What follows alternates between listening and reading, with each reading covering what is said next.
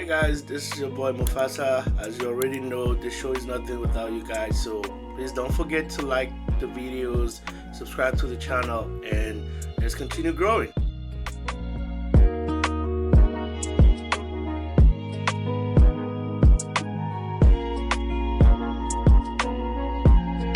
So clearly, bad contracts in my opinion for both Joel and Paul.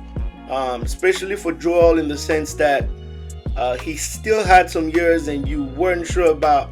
I mean, Daryl says he was sure about how the knee was going to react. Got some confirmation from doctors, but this year was a failure. It is what it is. We're looking forward. But given the fact that you have those two huge contracts for the next 4 years with Joel and Paul, you need to build through the draft because you don't have enough cap space and you have an owner in Josh Harris who is not necessarily a big fan of overspending. He's not Joe Lacob from the Warriors. He doesn't like paying luxury taxes, but I think if there's a year where Josh Harris will probably have to accept that he needs to pay the luxury tax at least once, it will have to be this year. I think you give it a shot and see how far you can go by making sure that you establishing a roster that has enough talent to even sustain a Joel Embiid missing 40, 50 games in the regular season, with the hope that maybe he gets to the playoffs and can go for a month or 6 weeks and hopefully winning a championship. You could go with the Kristaps Porzingis in Boston approach last year when they won the chip, for instance. But you have to have a roster that can cater to these kind of needs. And I remember, at the beginning of the season when the whole conversation came with Joel missing some time and not being able to play in back-to-backs and how crazy the chatter became with this whole thing. I don't think it's much of a big deal because you really just have about, I think, 14 back-to-backs we had last year.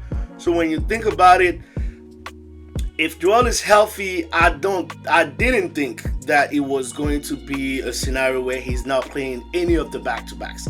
I think what you do is he plays one part of the back-to-back, and the second game he sits. So if he sits the first game, he plays the second one.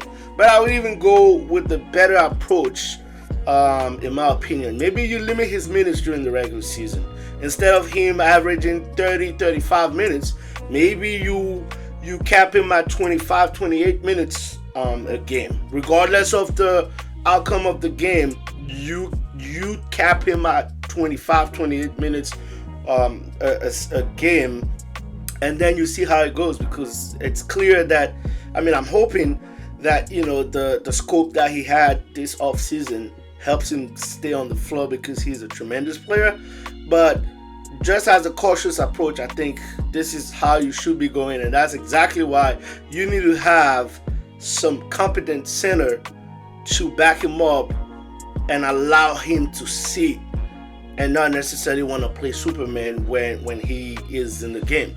So, with that being said, I think the emergence of Adem Bona this season has been really great. I think he was by far the best inside defender within the paint of the Sixers.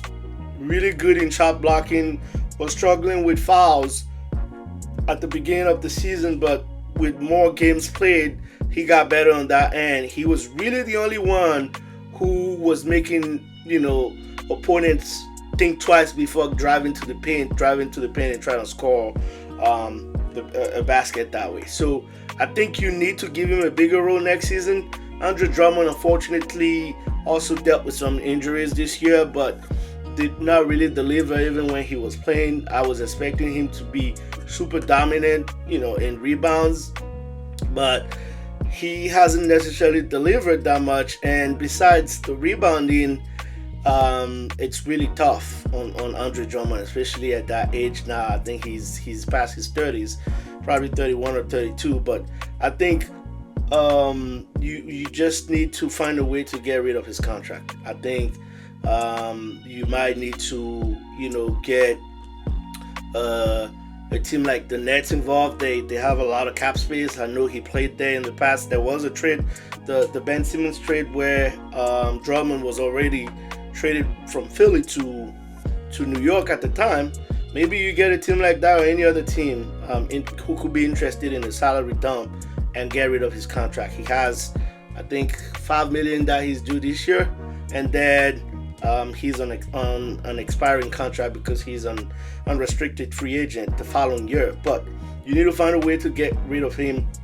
I think what you do with the 35th pick, I believe we have in the second round of this draft, is you try to get a great center, well, not necessarily a great center, a great prospect, a player of 6'11", 7 foot, who could rebound the basketball and could block shots, who could control the paint and at least impose some kind of fear. He doesn't have to be Embiid on the offensive side, but at least defensively, your center has to be able to rebound the basketball, has to be able to block shots.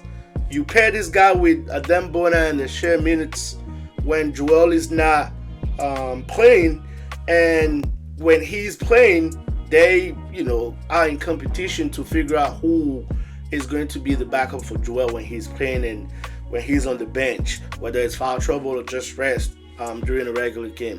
I think it's super crucial for you to do that with that 35th pick.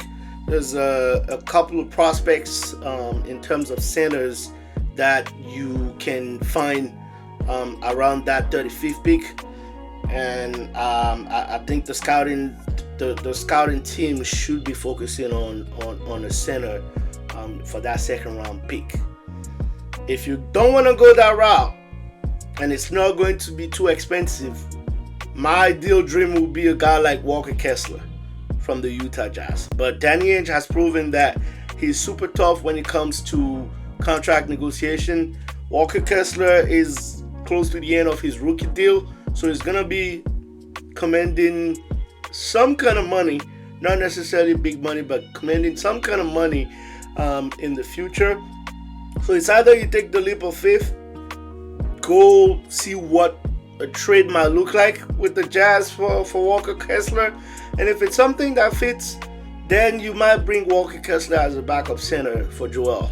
He could play the center, he could play the power forward position, and he would be perfect to alleviate the defensive task on Joel. I think him and Bona, for instance, is a good committee to back up Joel on a night-to-night, and also when he's out for a game or two.